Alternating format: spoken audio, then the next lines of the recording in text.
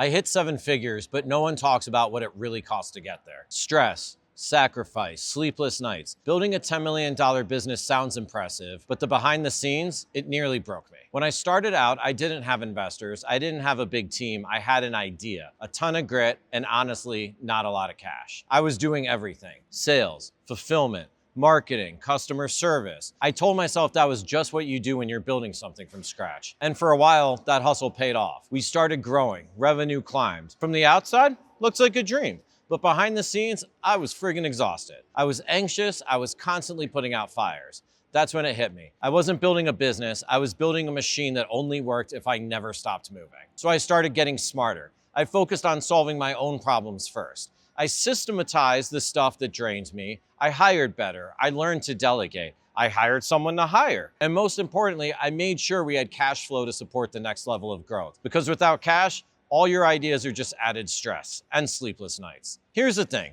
Building something big takes work. But if you're not careful, the drive can wreck your health, your relationships, and the very thing you're trying to build. My advice? Start with something you know. Solve real problems, ideally your own. Be prepared to work harder than you ever have, but know when to step back and ask, is this sustainable? And don't underestimate the power of having some financial cushion. Cash buys time, it buys peace. It buys you the ability to scale without panic. Building a $10 million business is possible, but doing it right, that's the real win. If you're in the thick of it right now, drop a comment. Let's talk about how you're building smarter, not just harder.